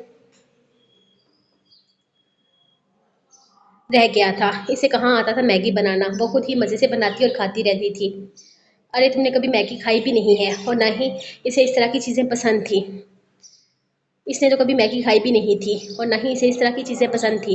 मेरी मानो बिल्ली, तुम जानती हो ना मुझसे ये मैगी वगैरह नहीं बनती है। अगर कहोगी तो गोभी गोश्त तैयार कर लूँगा, रोटी भी बना लूँगा, लेकिन ये नूडल्स मेरे बस की बात नहीं है। हाँ, नूडल्स बनाना आपके बस की बात नहीं है, बाकी रोमांस करने के लिए आप हर टाइम एक्टिव रहते हैं। क्यों, सही कहा ना मैंने? वो इसे घूट कर बोली थी। तो दुलकर ने पूरे जोशो खरोश से हाँ में सर हिलाया था। हाँ, रोमांस करने के में तो इसे कोई वक्त हाँ, रोमांस करने में तो इसे कभी कोई मसला पेश नहीं आया था। वो तो वो अब भी कर सकता था। रोमांस की तो क्या ही बात है मेरी मानो बिल्ली, वो तो मैं तुम्हें अब भी कर सकता हूँ। इस काम के लिए तो तुम मुझे हमेशा अपने सामने मैसर पाओगी। वो अचानक ही से अपने मसीह करीब करते हुए इसके गिर्द अपनी बाहों का हिसार बनाने लगा था। जब इसने अपनी कुन्नी इसके पेट में मारी थी, वो बिलबिलाकर पीछे हटा था। मुझे रोमांस नहीं करना मिस्टर दुलकर गर्देसी, मुझे इस वक्त भूख लगी है, मुझे खाना खाना है, और वो भी आप बना कर लाएंगे। नहीं खाना मुझे वो गोभी गोश्त, मुझे मैगी खानी है, वो भी चटपटी, अभी के अभी बना कर लाए, वरना खबरदार जो आइंदा मेरे पास भी आए। हर वक्त रोमांस का कीड़ा जागा रहता है। मजाल है जो इस काम के लिए भी कभी कह दें कि मुझसे नहीं होता। मैं फ्रेश होने जा रही हूँ, जब तक मैं वापस आती हूँ अगर यहाँ बेड पर मेरी मैगी बनी हुई ना हुई तो। वह कुछ कहते कहते रुक गई थी। वह मुंतज़िर निगाहों से देख रहा था कि आखिर इसकी बीवी मैगी न बनाने पर इसका क्या हाल कर सकती है। तो मैं 1 हफ्ते के लिए मायके चली जाऊंगी। क्या फ़ायदा है ऐसे शोहर के साथ रहने का जो अपनी बीवी को एक मैगी न बनाकर खिला सके। वो कहकर वाशरूम में घुस गई थी, जबकि दुलकर सर पर हाथ मारता उठकर सोचने लगा था कि अब वो मैगी कैसे बनाएगा। बीवी ने दोबारा मुंह नहीं लगाना था, और सच में अगर वो मायके वाली धमकी पर अमल कर लिया तो अब इतना भी मुश्किल नहीं होगा मैगी बनाना। सब कुछ बना लेता है यूट्यूब से देखकर, ये भी सीख लेगा। एक ही तो चीज़ मांगी है मेरी मानो बिल्ली ने, वो भी ना बना कर दूँ तो क्या फ़ायदा है शोहर होने का। वो मोबाइल निकाल कर स्क्रीन पर एक 1.5 मिनट की वीडियो देखने लगा। मैगी बनाना इतना आसान था कि 1 मिनट की वीडियो से ही वो सीख चुका था। अब वो यहाँ से ये सोच सोच कर परेशान हो रहा था कि न जाने इस नूडल्स के चक्कर में से कितनी साइंस लगानी होगी। वो उठकर अपनी शर्ट पहनता बाहर निकला था। जो भी था, वो अपनी बीवी को भूखा नहीं मार सकता था। पहली दफ़ा तो इसकी मासूम सी मानो बिल्ली ने इससे फरमाइश की थी, वो क्यों ना पूरी करता। मासूम सी तो बीवी थी इसकी, जिसकी फरमाइशें भी मासूम थी। वो किचन में दाखिल हुआ और फ़ौरन ही मैगी के पैकेट्स निकाले। भूख तो अभी से भी लग रही थी, अपने लिए भी कोई ना कोई इंतज़ाम करना ही था। थोड़ी ही देर में वो मैगी बनाने में कामयाब हुआ और अपने लिए रोटी बनाने लगा। जो भी था, इसकी भूख तो रोटी से ही जानी थी। ये नूडल्स खाकर इसका गुजारा नहीं हो सकता था। थोड़ी देर में वो कमरे में दाखिल हुआ, तो सामने ही वो लंबी कमीज और ट्राउजर में गर्म शाल ओढ़े बेड पर बैठी हुई थी। वो फ्रेश होकर बाहर निकली तो इसे जागते हुए पाया था। हालांकि दुलकर की शिद्दतों के बाद इसमें इतनी हिम्मत न बचती थी कि वह दोबारा इसे निगाहें मिला पाती। शायद शदीद ठंड में भी वो इसके नाजुक सिरापे से खुद को बचाने की कोशिश कर रहा था, जब इसने अचानक भूख का शोर डाल दिया था और इस वक्त वो इसकी पसंद का खाना लेकर आया था। आखिर वो इसकी राहत का वाहिद जरिया थी। दीदी आपकी खिदमत में हाजिर है आपकी पसंदीदा Maggi. Thank you thank you. वो फौरन ही प्लेट अपने सामने करके खाना शुरू कर चुकी थी। कैसी बनी है? इसने बड़े जोश से पूछा तो दानी ने घूर कर इसे देखा था। कसम ले ले, ये बिल्कुल भी मुश्किल नहीं है। आप क्या चाहते हैं मैगी बनाने पर मैं आपकी तारीफ करूं? वो दूसरा नवाला लेते हुए बोलते दुलकर को भी महसूस हुआ था कि वाकई मैगी बनाना इतना मुश्किल तो हरगिज नहीं है कि बस की तारीफ का मुंतजर रहता। लेकिन अगर इसकी बीवी इसकी थोड़ी सी तारीफ कर देती तो इसमें बुराई भी नहीं थी। आखिर इसने अपनी बीवी के लिए 3:30 आखिर इसने अपनी बीवी के लिए 3:30 बजे उठकर मैगी बनाई थी, लेकिन इसकी बीवी तो इसकी तारीफ करनी ही नहीं थी। शक्ल से ही लग रहा था कि वह गलत गलत बंदे से उम्मीद लगा रहा है। अच्छा छोड़ो, तारीफ ना करो। तुम्हारी भूख का तो इंतजाम हो गया ना, इसके लिए थैंक यू और सिर्फ थैंक यू। इससे ज़्यादा मुझसे कोई उम्मीद मत रखिएगा। मुझे सख्त नींद आ रही है, मैं बहुत ज़्यादा थक गई हूँ। इससे पहले कि वह मजीद कुछ भी कहता, वो पहले ही कह चुकी थी कि ज़्यादा फैलने की ज़रूरत नहीं है। जितना मिला है इसी में खुश रहना सीख लो। बड़ी ज़ालिम हो तुम बीवी, मैंने तुम्हें आधी रात को मैगी बना कर दी। इसके बदले में अगर मैं तुमसे छोटी मोटी कोई फरमाइश कर भी लेता हूँ तो मैं कोई ज़ालिम थोड़ी हूँ जो हर वक्त अपनी बीवी को अपनी बाहों में लेकर इसकी जान निकालता रहूँगा। मैं तो खुद तुम्हें कहने वाला था कि थोड़ी देर आराम करो, तुम थक गई होगी। शक्ल से भी थकावट जाहिर हो रही है, बस जल्दी जल्दी खत्म करो और सो जाओ। तानीर के घूरने की देर थी कि वह तीर की तरह सीधा हुआ था। शुक्र है आपको मेरी थकावट नजर आ गई, वरना आपको देखो तो लगता नहीं था कि आपको कुछ नजर आएगा, और मुझे तो आपका भरोसा भी नहीं था। मैगी बनाने की पूरी पूरी कीमत वसूल कर सकते थे आप। वैसे भी पुलिस वालों का तो काम ही होता है हर चीज़ के लिए पूरी पूरी कीमत लेना, रिश्वतखोर कहीं के। जाओ, अगर मैं रिश्वतखोर होता तो तुम अभी तक सो न रही होती। वो मज़े से अपना खाना खाते हुए इसकी बातों का जवाब दे रहा था। इस बात को तो वो मानती ही थी कि वह एक ईमानदार अफसर है, और फिर बाबा भी तो इसकी कितनी तारीफ करते थे। शुक्र है आप कोई रिश्वतखोर अफसर नहीं है, वरना मेरी सहेली है ना मिसबा, वो मुझे कह रही थी कि अपने शोहर को बोलो कि तुम्हें मेरी मंगनी पर आने दे। मैंने बोला हो सकता है आप इजाज़त ना दे, तो कहती है रोमांस की रिश्वत दे दो अपने मियाँ को। मैंने भी बोल दिया मेरे मियाँ नहीं लेते रिश्वत। वो खुश हुए तो मुझे बस ऐसे ही लेकर चले जाएंगे, है ना? बस की आंखों में झांकते हुए बोली तो दुर्गा के लबों पर दिलकश मुस्कुराहट की जगह शरारती मुस्कुराहट ने जगह बनाई थी। नहीं रोमांटिक रिश्वत एक्सेप्टेबल है, नहीं रोमांटिक रिश्वत एक्सेप्टेबल है, वो फौरन बोला था, जबकि वह इसे घूर कर रह गई थी। लेकिन इसकी कुड़ी का इसने बिल्कुल भी असर नहीं लिया था। मंगनी कब है? मेरा मतलब है रिश्वत कब तक मिलेगी मुझे? वो काफ़ी बेशर्मी से रिश्वत का मुतालबा कर रहा था। 3 दिन के बाद, और मैं कोई रिश्वत? 3 दिन तक मुझे सुबह शाम रिश्वत चाहिए। मुझे मनाने के लिए जो कुछ कर सकती हो कर दो मेरी मानो बिल्ली। मैं हर तरह की रिश्वत एक्सेप्ट करूंगा, कार पर किस से लेकर लिप्स तक, जहाँ तक तुम्हारे होठों का सफ़र हो, हर तरह की रिश्वत कबूल है। बाकी बेड पर तो अस्तगफिरुल्लाह, तौबा तौबा, मैं पहले ही जानती थी कि आप हैं ही एक नंबर के रिश्वतखोर अफसर, बल्कि अफसर नहीं शोहर, रिश्वतखोर शोहर हैं आप। लेकिन मैं आपको इस गुनाह से बचाऊंगी, मैं आपको बिल्कुल रिश्वत नहीं लेने दूंगी, क्योंकि मैं ईमानदार अफसर की ईमानदार बीवी हूँ। सो रही हूँ मैं, मुझे नींद आ रही है। वो उसे हरी चंदी दिखाती बिस्तर में घुस चुकी थी, जबकि दुल्हन ने एक नशे से देखा, फिर हल्की सी मुस्कुराहट के साथ बर्तन समेटने लगा। रिश्वत तो वो लाजमा लेगा और हर हाल में लेगा। इसे ऐसी रिश्वत बीवी की तरफ से मिले और शोहर कबूल ना करे, ऐसा तो मुमकिन ही नहीं था। वह इस मामले में हर किसी ईमानदार अफसर नहीं बनना चाहता था, बल्कि वो तो पूरा पूरा रिश्वतखोर शोहर बनने को तैयार बैठा था। बस इसकी बीवी एक दफ़ा इजाज़त मांगने तो आई, इसके बाद तो इसने क्या करना था ये वो बहुत अच्छे तरीके से जानता था। उफ, मैं रोज़ डॉक्टर के पास जा जाकर थक चुकी हूँ। डॉक्टर यही तो कहती है कि मैं ठीक हूँ, बार बार मत आओ मेरे पास, लेकिन आप फिर भी मुझे लेकर चले जाते हैं। हुरेकारी की फ्रंट सीट पर बैठी बरबरा रही थी। इसकी बिल्ली पीछे वाली सीट पर थी, क्योंकि कबीर इसे हरगिज़ हुरे की गोद में बैठने की इजाज़त नहीं दे रहा था। डॉक्टर ने कब बोला कि मेरे पास ना आओ? कबीर ने इतने दिनों से नोट नहीं किया था, लेकिन इसकी मासूमाना और मज़ेदार सी बातें सुनकर इसके लबों पर अपने आप ही मुस्कुराहट आ जाती थी। अरे बिना किसी वजह के हम रोज़ किसी के पास जाएंगे तो इसे अच्छा थोड़ी ना लगेगा। डॉक्टर मुंह पर नहीं बोलती, लेकिन दिल ही दिल में तो कहती होगी कि रोज़ ना आया करो मेरा सर खाने के लिए। इसकी आंखों में लिखा हुआ था, मैंने पढ़ लिया, मुझे आंखें पढ़ने का फन आता है। इसने पीछे की तरफ देखते हुए कहा। बेशक बातें कबीर से हो रही थी, लेकिन नजरें पीछे बैठी बिल्ली पर थी। इस सोतन बिल्ली का वो क्या हाल निकाले से समझ में नहीं आता था। डॉक्टर ऐसा कुछ नहीं कहती। डॉक्टर अपने हर चेकअप की फीस लेती है, और जहाँ से पैसा आ रहा हो वो जगह किसी को बुरी नहीं लगती। तो तुम्हारे इसके पास जाना इसे हरगिज़ नापसंद नहीं है, बेफिक्र रहो। इसका अंदाज समझाने वाला था, जबकि पूरे इसे इग्नोर करती अपनी बड़ी बड़ी आंखों से बाहर के नज़ारे देखने लगी थी। इसका चेहरा पूरी तरह से निकाब में छुपा हुआ था। सिंपल सी ग्रीन फ्रॉक, सादा सी पैरों में सादा सी जूती और साथ सिंपल सी ग्रीन फ्रॉक, पैरों में सादा सी जूती और सूट के साथ का दुपट्टा ओढ़े हुए, चेहरे पर मास्क और ऊपर से मोटी शाल ले रखी थी ताकि सर्दी ना लगे। हज़ार दफ़ा मना करने के बावजूद कबीर ने ज़बरदस्ती से स्वेटर पहनाई थी। वो तो जूते पहनकर आने भी नहीं दे रहा था, लेकिन हुडे ने कह दिया था कि चाहे कुछ भी हो जाए, वो हरगिज़ बूट पहनकर बाहर नहीं निकलेगी, जिस पर वो मजबूर हो गया था। अब वो बेहतर थी। डॉक्टर ने कहा था कि इसके ज़ख्म बढ़ चुके हैं और वैसे भी वो मुकम्मल तौर पर रिकवर कर रही है। कबीर की छुट्टियां कल खत्म होने वाली थी और कल से इसे ड्यूटी ज्वाइन करना था। ऐसे में वो एक दफ़ा फिर से इसका मुकम्मल चेकअप करवाना चाहता था। इसके साथ 15 दिन जैसे पर लगाकर गुजरे थे। पता ही नहीं चला था कि वो पिछले 2 हफ्तों से छुट्टी पर है। अब इसे एक सुकून सा मिल गया था कि वो बेहतर हो चुकी है। कल इसे हर हाल में ड्यूटी ज्वाइन करनी थी। हुडे की नज़र में वो एक वकील था और एक वकील का रूप धार कर काम पर जाना इसके लिए काफ़ी मुश्किल साबित होने वाला था। खैर, कल क्या करना था वो कल ही सोचने वाला था। फिलहाल वो हुडे के साथ ज़िंदगी के ये खूबसूरत लम्हात एंजॉय कर रहा था। अचानक ही सामने से गाड़ी आकर रुकी थी। इसने हैरत से सामने वाली गाड़ी के ड्राइवर को देखा था, जो तेजी से पीछे का दरवाजा खोलने लगा। सामने से निकलती शख्सियत ने जैसे कबीर को गाड़ी से बाहर निकलने पर मजबूर कर दिया था। इसे इतनी तेजी से निकलते देखकर पूरे भी परेशानी से बाहर निकली थी। इसे समझ नहीं आया था कि कबीर अचानक से बाहर क्यों निकला है। वो सामने वाली गाड़ी को देख रहा था, जहां से एक बुजुर्ग आदमी निकलकर तेजी से इसकी तरफ बढ़ने लगे थे। हुरे का सारा ध्यान इसी की तरफ था।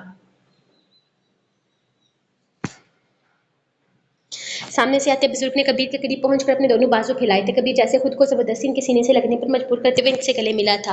वो बुजुर्ग कौन थे हुरे को समझ नहीं आया था, लेकिन अंदाज बता रहा था कि वह इंसान कबीर के लिए बहुत खास है। मेरा बच्चा, मेरी जान, मेरे जिगर का टुकड़ा, तुम्हें अपने बाबा जान की याद नहीं आती? मुझसे मिलने का दिल नहीं करता? वह बुजुर्ग शिकवे शिकायतें करने लगे थे। हुरे ने अपना दुपट्टा, जो पहले ही ठीक था, इसे दोबारा दुरुस्त किया था और उनकी तरफ बढ़ी थी। तब कबीर ने इसकी अपने बाजू का हिसार बनाया था।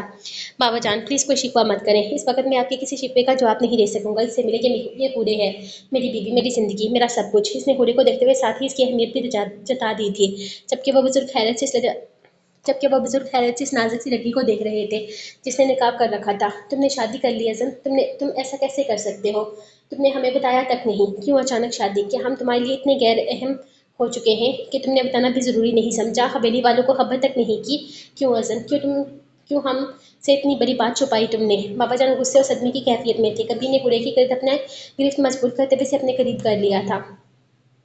अब अगर मैं ये कहूँ कि मैंने हवेली में किसी को बताना ज़रूरी नहीं समझा, तो आपको बुरा लग जाएगा, आपकी शान में गुस्ताखी होगी बाबा जान। और मैं ऐसा कुछ भी नहीं करना चाहता जिससे मेरी माँ की तरबियत रुस्वा हो। लेकिन ये हकीकत है कि हवेली का कोई भी इंसान मेरी खुशियों में शरीक होने का हक नहीं रखता है। ये मेरी बीवी है, मेरी ज़िंदगी, मेरा सब कुछ। मैंने इससे निकाह कर लिया है और हुरे ये मेरे दादा जान हैं। हम सभी ने बाबा जान कहते हैं। इसने मुस्कुराते हुए हुरे का तारीफ कर पाया था। हुरे को लगा था कि वो उसके वालिद होंगे, लेकिन वो अपने दादा को बाबा कहता था। वो सोच रही थी कि आज़म के बाबा इतने ज़ईफ़ तो नहीं हो सकते। वो बहुत बुजुर्ग थे, लेकिन फिर भी इनकी शख्सियत में एक ऐसा रौब था जो सामने वाले को बात मुकम्मल करने की इजाज़त नहीं देता था। हम जानते हैं अज़न, हमने तुम्हारे साथ गलत किया। हम तुम्हारे गुनहगार हैं, लेकिन तुम हमें अपनी खुशियों में शरीक होने का मौका नहीं दोगे। इस बात ने हमें तकलीफ दी है। हमने तुम्हारी शादी के हवाले से बहुत कुछ सोच कर रखा था। हम जानते थे तुम अफरा से शादी नहीं करना चाहते, लेकिन तुम इस तरह बाहर की किसी लड़की से शादी कर लोगे, हमें ये अंदाज़ा नहीं था। वो लड़की इतने सालों से तुम्हारे नाम पर। बाबा जान, खुदा के लिए मेरी बीवी के दिमाग में उल्टा सीधा कुछ भी मत डालें। मेरा और इफ़रा का कोई तलक नहीं था और ना ही कभी बन सकता था। वो आप लोगों की मर्जी थी जो मुझे मंजूर नहीं। बात खत्म। मेरी ज़िंदगी में जिस लड़की की जगह थी, इसे मैं लेकर आया हूँ। मेरी ज़िंदगी में किसी और के नाम की गुंजाइश नहीं है। हसन शाह की ज़िंदगी में हुरे से अहम और कुछ भी नहीं। ये आप जितना जल्दी समझ लें बेहतर है। बाकी मैं हवेली वालों के बारे में कोई बात नहीं करना चाहता। मैं खुश हूँ, मेरे लिए इतना ही काफ़ी है। मुझे खुश रहने दीजिए और जितना हो सके मेरे रास्ते में ना आने की कोशिश कीजिए। मैं हवेली वालों से दूर बहुत खुश हूँ। खुदा को मुझ पर तरस आ गया, इसने मुझे मेरी खुशियाँ दे दी हैं। खुदा के लिए मुझसे ये मत छीने। तुम्हें लगता है कि हम तुमसे तुम्हारी खुशियाँ छीन लेंगे अज़न? वो यकीनी से बोले थे। जिस इंसान ने मुझसे मेरी जायज़ पहचान छीनी चाही, वह मुझसे मेरी खुशियाँ नहीं छीनेगा। इस बात का यकीन कैसे करूँ? वह तल्ख मुस्कुराहट के साथ बोला तो इनकी निगाहें झुक गई थी। क्या हुआ? आपकी तो निगाहें ही झुक गई। लगता है हकीकत पसंद नहीं आई, लेकिन यह हकीकत है, मान लीजिए। आपने खुद अपने पोतों को खुद से दूर किया है, तो फिर हमसे शिकवे क्यों? खैर, अगर ज़िंदगी रही तो फिर मिलेंगे। चलो हुरे, अपनी बात मुकम्मल करके वो हुरे की कमर पर दबाव डालता इसे वापस गाड़ी में बिठाने लगा था, जबकि सामने खड़ा शख्स इसे जाते हुए देख रहा था। शाह जी, आप तो कह रहे थे कि अज़म साहब कभी न कभी वापस आकर इफ़रा को अपना लेंगे। उन्होंने तो यहाँ शादी कर ली है। अब इफ़रा का क्या होगा? पीछे खड़े मुलाजिम ने सवाल किया था। वो दादा पोते की गुफ्तगू में बिल्कुल खामोश खड़ा सब कुछ सुन रहा था। इफ़रा कबीर की मंग है, इसके साथ ज्यादती हुई है, जुल्म हुआ है। हवेली की चारदीवारी के बीच इस पर जुल्म की इंतहा हुई है। ये लड़की बेशक हमारे पोते की पसंद होगी, इसकी मोहब्बत होगी, लेकिन अफरा इसकी मंग है और हम शाह हैं। शाह अपनी मंग कभी नहीं छोड़ता। वो अपनी पसंद से एक छोड़ 10 निकाह कर ले, लेकिन हवेली की बड़ी बहू वही बनेगी। वो पूरे इस यकीन से कहकर गाड़ी में आ बैठे थे। लेकिन कबीर साहब को तो हवेली आने में कोई दिलचस्पी ही नहीं है। 8 साल से हवेली से हार्ट तलक खत्म करके बैठे हुए हैं। 5 साल से कदम तक नहीं रखा। करोड़ों अरबों की जायदाद छोड़कर मामूली सी नौकरी कर रहे हैं। इन्हें देखकर लगता ही नहीं कि इन्हें अपने हिस्से में कोई दिलचस्पी है। लगता है सब कुछ आपके दूसरे पोते के नाम होगा। वो तो हक लेने में अपने बाप के असूलों पर भी नहीं जलता। विठल ने अपना नुक्ता नजर बयान किया था। विठल तुम नहीं जानते हमारे पोतू को। कबीर इस वक्त खामोश है, लेकिन जब हक लेने की बारी आएगी वो सबसे आगे होगा। विठल तुम नहीं जानते हमारे पोतों को। कबीर इस वक्त खामोश है, लेकिन जब हक लेने की बारी आएगी वो सबसे आगे होगा। और हम अपने दोनों पोतों के हक में कोई ऊंच नीच नहीं होने देंगे। अपनी खानदानी जमीन जायदाद कोई नहीं छोड़ सकता। अजन कबीर भी नहीं छोड़ेगा। वो अपना हक लेने आएगा तो इसे अफरा से निकाह करना होगा। वो जैसे फैसला सुना रहे थे। कबीर साहब के इंतजार में अफरा बेटी की उम्र 27 साल गुजर गए हैं, और वो भी इस्तेमाल शुदा औरत। मेरा मतलब है अफरा बेटे के साथ जो भी हुआ गलत हुआ, लेकिन अब जो होना था सो हो गया। बेशक वो बेकसूर थी, लेकिन अब वो आपके पोते के काबिल नहीं रही। मेरे ख्याल में आपको ये जिद छोड़ देनी चाहिए। वैसे भी ये बच्ची हुरे काफ़ी खास लगती है कबीर साहब की। विठल इनका खास मुलाजिम था, बचपन से इनके साथ रहा था और इनके एक एक राज से वाकिफ था। अक्सर वो इन्हें ऐसे मशवरे देता जो मुफीद साबित होते थे। विठल की हर बात में असर होता था, और इस वक्त भी इसकी बातों ने असर दिखाया था। पता करो इस लड़की के बारे में, कौन है, कहाँ से आई है। मुझे हर चीज़ की खबर चाहिए। आप फिक्र न करें जनाब, मैं कल तक इस लड़की की सारी मालूमात फराहम करता हूँ। वो कहाँ से आई है, कबीर साहब के पास कैसे पहुंची, निकाह कैसे हुआ, सब पता चल जाएगा। वो ड्राइवर को गाड़ी आगे बढ़ाने का हुक्म दे रहा था।